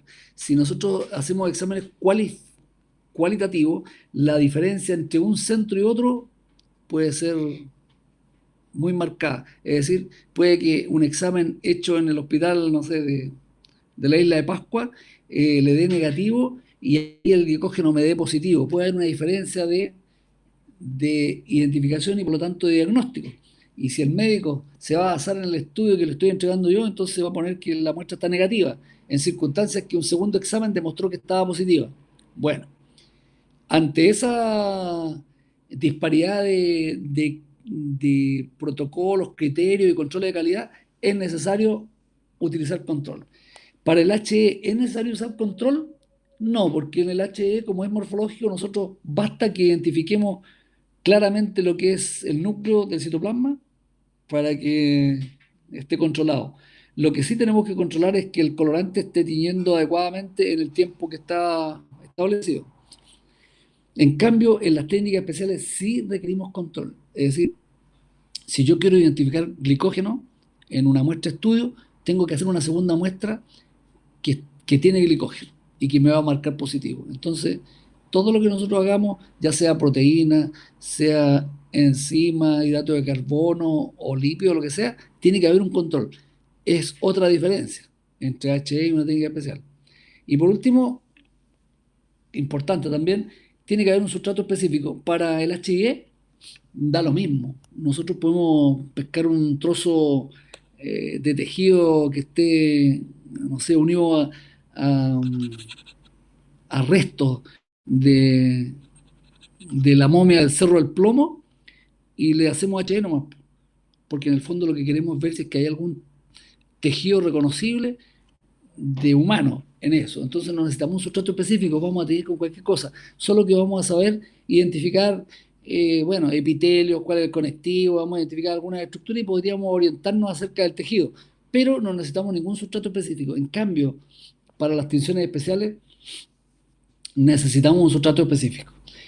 Entonces, tomando en cuenta estas diferencias y reconociendo que unos son técnicas de rutina que vamos a terminar de aquí a mañana y las otras son técnicas especiales que vamos a empezar la otra semana, eh, tenemos una clara diferenciación entre una y otra. Lo único que me gustaría preguntarle a usted en qué consiste el sustrato específico que se requiere para las técnicas especiales. ¿Cuál será el principal problema en ese caso? Alguno de los nuevos, por ejemplo, el Nicolás Fuente, que no he sabido de él. ¿Cuál cree, Nicolás, usted que sea la principal dificultad para hacer una técnica especial? Porque ya sabe usted que tenemos que usar control, tenemos que usar estas cosas, pero hay particularmente algo que para nosotros es muy relevante siempre. Bueno, nunca se nos va a olvidar, aunque terminemos haciendo otra cosa algún día, pero no se nos va a olvidar. ¿Qué cree usted? Aparte del control que ya dijo, ¿Sí? no se me ocurre nada más como un sustrato ¿Sabe qué es lo específico. más importante en este caso, en el caso de las técnicas especiales que está escrito acá? ¿Ya? Que el sustrato específico debe estar presente. Ahí toma relevancia la fijación. ¿Ya? Porque si, por ejemplo, yo quiero identificar lípidos, en la técnica especial voy a hacer una tinción para identificar lípidos, entonces mi tejido debe estar fresco. Porque si el tejido lo paso por parafina, por alcoholes y siloles, se me van a ir todos los lípidos. ¿Ya? Ya. Entonces hay que considerar eso. Si yo quiero identificar glicógeno, por ejemplo, glicógeno es soluble en agua. Entonces, si ocupo un fijador de base acuosa, como la formalina, ¿qué va a pasar con el glicógeno? Lo voy a perder. Entonces me va a marcar negativo, no va a estar el glicógeno porque se solubilizó. Entonces aquí es donde cobra real importancia la fijación, más que en cualquier otro caso, porque aquí tenemos que asegurarnos de que se conserve el elemento que queremos identificar. ¿Ya? ¿Estamos? Sí, estamos. Ya, perfecto. Bueno, esta imagen es la que tendríamos que entrar a revisar un rato. Fíjense ustedes que la molécula de hematoxilina que está descrita acá a la izquierda es la que nosotros conocemos. La molécula de hemateinina, que es cuando se oxida, acuérdense ustedes, como vimos la vez pasada, que la oxidación se produce por dos formas. Una es que reciba oxígenos o que se desprenda de hidrógeno. En este caso, lo que ocurre aquí es que se desprende de dos hidrógenos y termina oxidándose. Vean ustedes que en la descripción que sale abajo aparece escrito el peso molecular que tiene. Antes tenía 302 en la molécula de hematoxilina en polvo, cristalizada, y después tiene un peso molecular de 300. Cambia de color también. Acá tiene un color amarillo, fuerte, digamos, más café en realidad, y acá se va haciendo más rojo.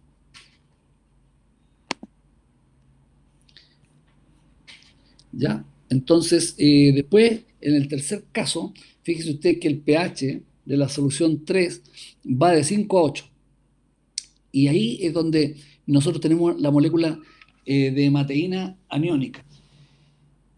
Esta imagen me gustó porque permite ver algunas cosas que a veces nos cuesta entender. Cuando uno habla de la hematoxilina, siempre está pensando que la hematoxilina es un colorante básico. Y en la práctica no siempre es básico. La hematoxilina puede llegar a pH 6, tal como está escrito ahí, de 5 a 8, podría ser de pH 6 y no es básico eso, ¿cierto? Básico sería que esté por sobre 7,2, 7,4 o el 8. Sin embargo, en relación a la estructura que tiene que teñir, que es el grupo fosfato, es suficiente. ¿Se fijan ustedes que si yo quiero tener una estructura de pH que esté en pH 2, en términos estables, o sea, en forma estable, yo puedo usar un colorante que esté a pH 4 o 5 y ya podría conseguir algo de coloración? Esa es la explicación de por qué la hematoxilina, siendo un colorante ligeramente ácido, puede teñir el núcleo o tiene tanta afinidad con el núcleo. Ustedes, si quieren, lo revisan, le dan una vuelta, vean ustedes que se pierden dos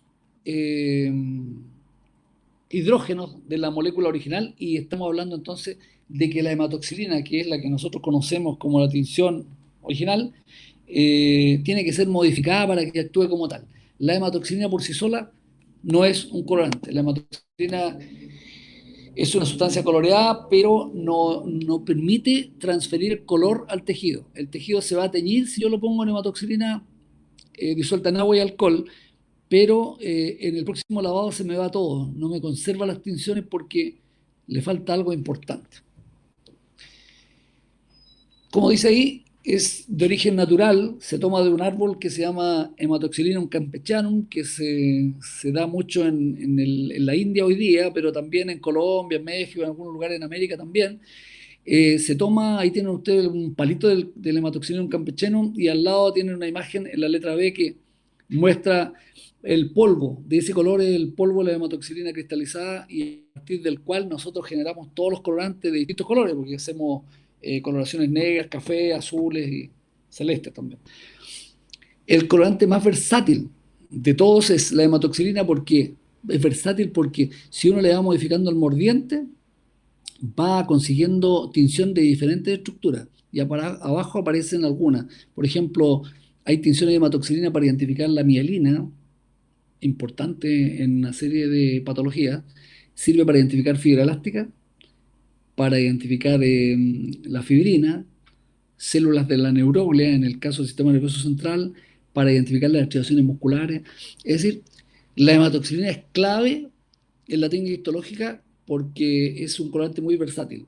Tiene un color índice que está ahí, 75290, y que yo tengo que hacer mención siempre, porque no quiero que ustedes sean los que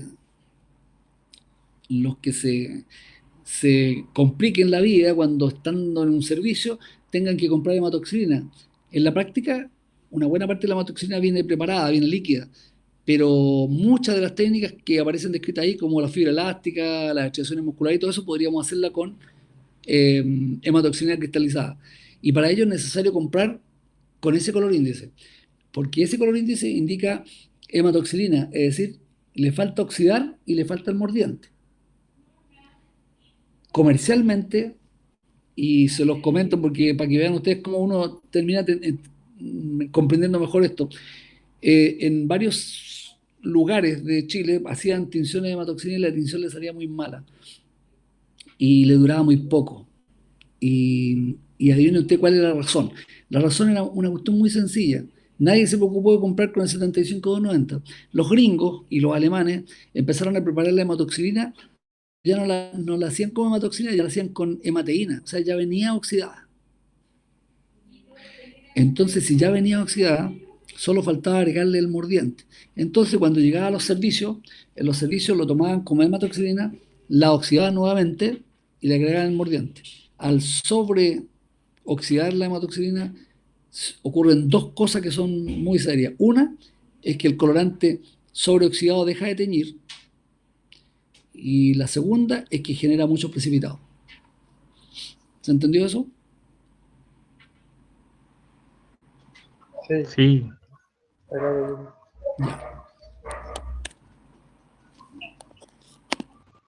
Queda poco, chiquillos. Entonces, como dice aquí, la hematoxilina por sí misma no tiñe.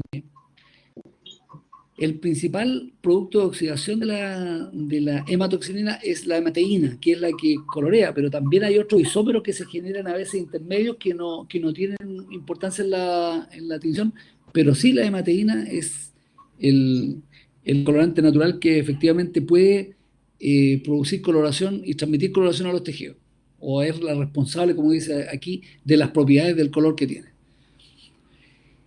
La hemateína puede ser oxidada a través de dos vías. Una vía natural, que es la que está escrita arriba, que dice maduración. Maduración se le llamaba antes, maduración u oxidación. Nosotros le llamábamos maduración porque en el fondo lo que hacíamos era que preparábamos la hematoxilina en un matraz de 2 litros y después le poníamos un tapón de algodón y eso lo dejábamos guardado en la oscuridad por 6 meses. Bueno, aquí dice de 3 a 4 meses ya es suficiente, pero uno podía guardar de 4 a 6 meses. ¿Y qué ocurría ahí? Bueno, que la hematoxilina se oxidaba. Entonces, cuando ya la teníamos oxidada, era posible usarla y nos duraba muchísimo tiempo. Tal como dice aquí, es un proceso lento. Algunos han tomado como 3 a 4 meses, puede tomar de 3 a 4 meses, pero el resultado ese parece ser que retiene la capacidad de tinción por más largo tiempo. Es decir, la hematoxilina que yo preparo de esta manera, con oxidación natural por la luz y el aire, me puede durar 2 años.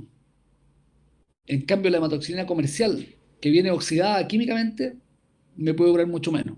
O tengo que estar haciéndole muchos arreglos durante su vida útil. La vida útil de la hematoxilina producida naturalmente es más larga que la vida de la preparada por oxidación.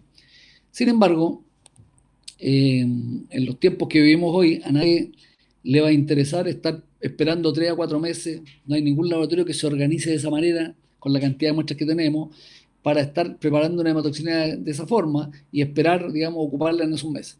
Por lo tanto, lo que se lleva hoy día, lo que la lleva hoy día es la compra de hematoxilina ya preparada, con oxidación química ya realizada, por lo tanto, puede ser usada en el minuto. Si uno la oxida en el minuto con óxido rojo de mercurio o con iodato de sodio, yo a los 5 o 10 minutos puedo estarla usando y tiñendo mis tejidos.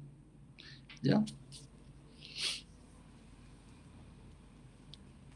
Bueno, abajo dice que el mordiente metálico que usa, bueno, estamos hablando primero arriba en amarillo, dice la oxidación natural por la exposición al aire que les comenté y en el tiempo, y la oxidación química que dice que tiene una pobre afinidad por el tejido.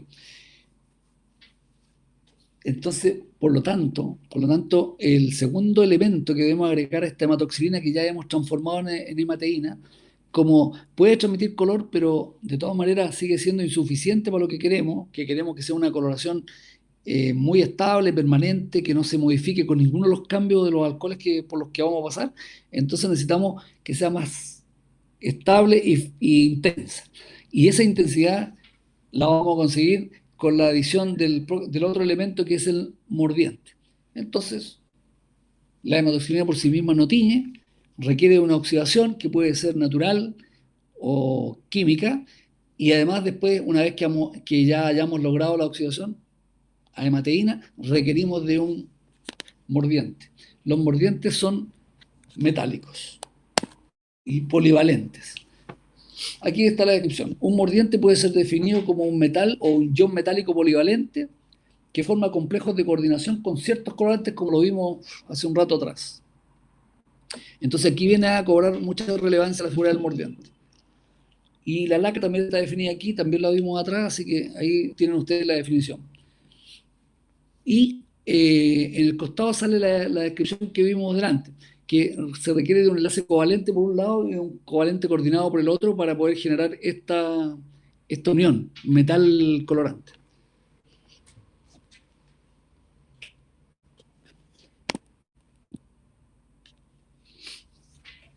Ya, los mordientes, el uso de los mordientes. Ahora ya sabemos cómo se forma un mordiente, o sea, el mordiente, la importancia que tiene.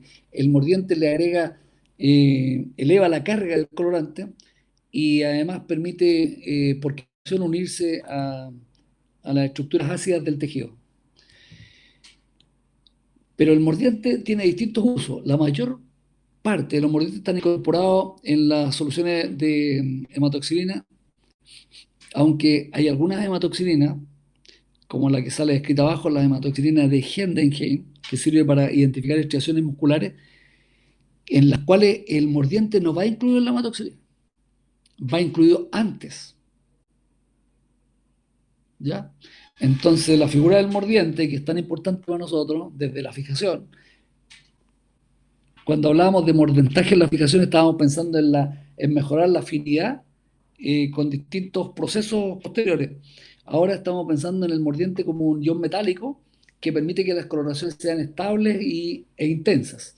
Pero además, estamos diciendo ahora que los mordientes pueden ser usados en el caso de la hematoxilina preparados, unidos y mezclados con la hematoxilina para su uso, y en otros casos se usa como un paso previo. En la hematoxilina de Hendrickson, que sale escrita ahí abajo, se usa el permanganato de potasio como mordiente, que es un mordiente oxidante y metálico, pero se usa antes de que apliquemos la hematoxilina. Entonces, ese protocolo, para que ustedes lo tengan presente cuando tengamos que hacerlo, va a tener el mordiente, pero no en la hematoxilina, sino que previamente. Y también hay mordientes que actúan después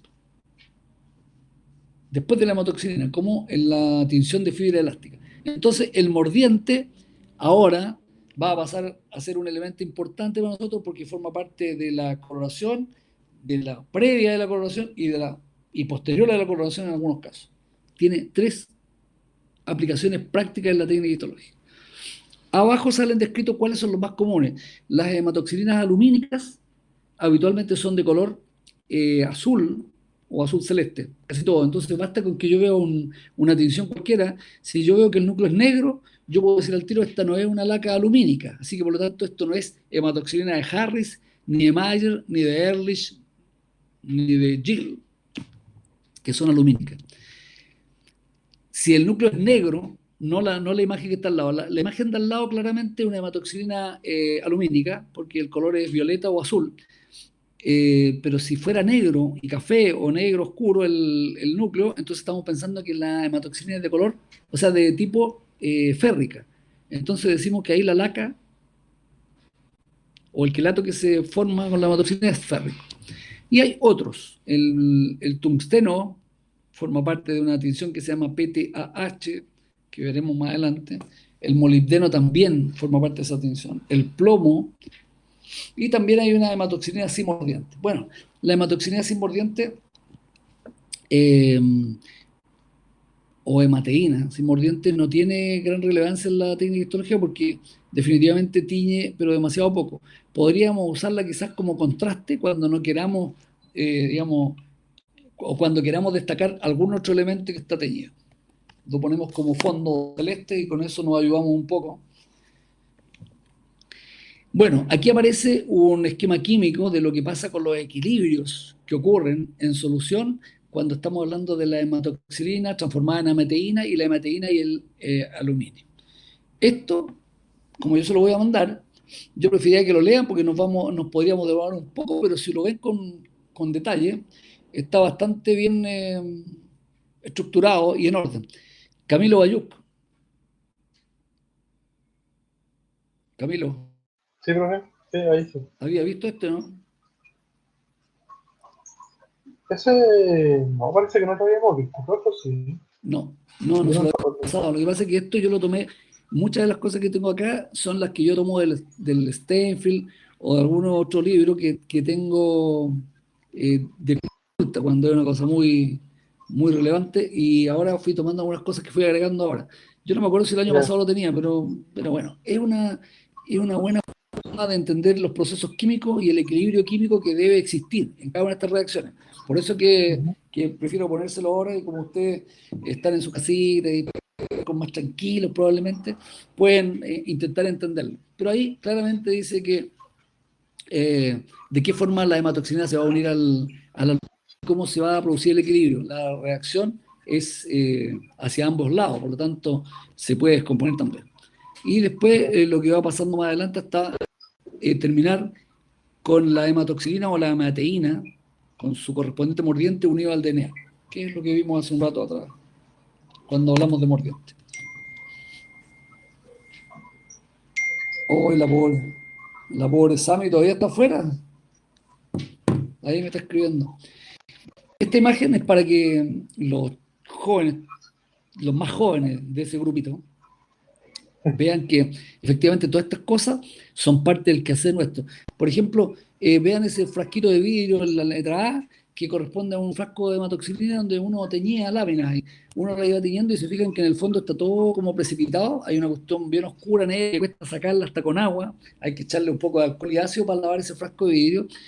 Bueno, eso corresponde a una buena parte del mordiente metálico que le pusimos. El mordiente metálico, ustedes lo van a entender mejor cuando lean el paper que tienen ustedes de hematoxilina, pero el mordiente metálico está presente en una proporción y el oxidante químico está presente en otra proporción.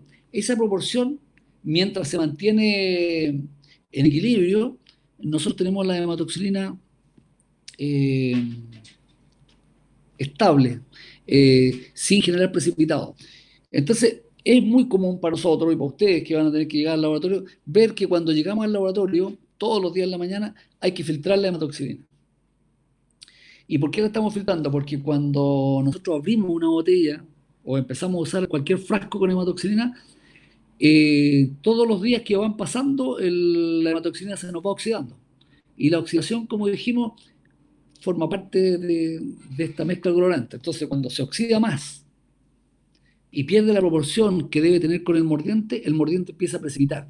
Entonces, el mordiente metálico empieza a irse hacia el fondo o se deposita como una película sobre la hematoxilina. Por lo tanto, si nosotros teñimos en esas condiciones, todos estos precipitados que están en la letra B se van a pegar en el tejido, como aparece en la última imagen, la D, que aparece un montón de células teñidas y aparecen todos esos precipitados negros que no serían tan feos si se vieran así tan chiquititos, pero a veces pueden comprender todo el tejido, y lo peor de todo es que pueden inducir error, porque en el fondo pueden inducir a más trabajo incluso para el tecnólogo, porque si yo veo todo eso, yo tendría que decir, aquí hay unos precipitados que pueden ser pigmentos, y tenemos muchos pigmentos que habitualmente estamos diagnosticando, así que por lo tanto nos van a hacer un par de técnicas adicionales para tratar de identificar los pigmentos que no son más que precipitados metálicos de la hematoxilina. Vean ustedes cómo queda para que se hagan una idea de los problemas que va a generar. La hematoxilina o alumbre de hematoxilina se les denomina también, por si lo encuentran en algún libro, si es que consultan algún libro, van a ver que la hematoxilina se une con los mordientes a través de sales que contienen el metal más alguna sal. Entonces la sal unida al metal genera un tipo de mezcla química que se denomina alumbre. Y nosotros usamos alumbres. El más común para nosotros es el que está escrito ahí, el sulfato o alumbre de potasio y de aluminio. Es el más común, el que se usa para la tinción de hematoxilina de Harris y que permite que se forme el quelato. Entonces, cuando nosotros tenemos hematoxilina, vamos a tener la hematoxilina disuelta en alcohol, se disuelve en alcohol, después le vamos a agregar el mordiente, que va a ser este sulfato de potasio de aluminio, que es un alumbre, lo metemos en la proporción descrita y posteriormente esperaremos que se oxide en forma natural o le agregaremos el óxido rojo mercurio o cualquier otra cosa como oxidante. Y tenemos nuestra hematoxilina. Luego dice que se pueden teñir los núcleos de color azul oscuro cuando por efecto ipsocrómico, ¿cierto? Las muestras son lavadas en una solución alcalina. Nosotros tenemos dos posibilidades, como el agua en Santiago es siempre muy alcalina, tiene mucho sarro también y está muy alcalinizada, entonces es probable que si nosotros lo dejamos 10 minutos en la lámina ahí, los núcleos se tornen azules. Sin embargo, si nuestro trabajo requiere de algún grado de apuro, entonces es necesario usar lo que usamos en el laboratorio, que es borato de sodio. También podemos usar amoníaco, agua amoniacal le llamamos también. Podría ser cualquier cosa, en realidad hasta bicarbonato he usado yo, el bicarbonato que usan, no sé, mi abuela, que uso yo también por si tengo acidez. Ese bicarbonato lo podría yo poner en agua, disolver y poner mi lámina ahí y se va a azular de inmediato, porque en el fondo requiero modificar el pH para generar el cambio de color y generar una hematoxilina azul. La tinción de la hematoxilina o hemateína ya lista para usar puede ser usado, como vimos antes, de forma regresiva o progresiva. Decimos que es progresiva cuando hacemos una tinción óptima en el tiempo óptimo establecido para esa tinción. El fabricante de la hematoxilina dice que la hematoxilina de Harris recién abierta, destapada, funciona en 45 segundos, debiera teñir los núcleos y no debiera teñir nada más del fondo. O sea, si yo tengo la certeza de que la hematoxilina está muy nueva, yo le puedo poner 45 segundos y posteriormente lavo, azulo y sigo al próximo paso, sin necesidad diferencial, porque estoy usando el tiempo óptimo de tinción. En cambio, lo que nosotros no podemos hacer, porque si nosotros estamos teniendo 100 muestras, no podríamos darnos el lujo de poner 45 segundos a cada una, porque seguro que va a haber algunas que van a tener muy débil y otras que van a tener muy fuerte. Las que van a tener muy débil habitualmente van a ser las que han sido descalcificadas, las que tienen mucha necrosis, las que tienen mucho tejido graso, y por lo tanto nos va a generar un problema importante al momento de definir la tinción. En ese caso, y por esa razón, todos los hospitales del mundo ocupan la hematoxilina de manera regresiva. Todos teñimos, sobreteñimos con 2 o 3 minutos y luego hacemos la diferenciación, y esos son los que controlamos al microscopio para poder definir cuándo nuestra tinción está lista y cuándo podemos seguir adelante. ¿Ya? Chiquillos, así como la Javiera Prieto me abandonó en la sesión, yo también tengo que abandonarlo. Porque como estoy en cuarentena, voy a tener que ir a ver a mi pobre madre. Pues. Tengo que salir de mi comuna. Me quedan solo 6 diapos, con algunas imágenes en realidad, así que no es mucho lo que vamos a ver. Hasta aquí es donde teníamos que ver un poquito más fuerte. ¿Ya? Así que mañana a las 6 de nuevo, ¿ya? ¿Les parece? Ya, profe. Ya. Váyanse a descansar, cuídense. Ya. Cuídense Chao, del profe. coronavirus. Cuídese usted. Nos igual. vemos. Chao, que esté bien. Chao. Chao, profe. Chaito. Profe, acuérdense de mandarme el power. Se lo voy a mandar en un ratito, Natalia.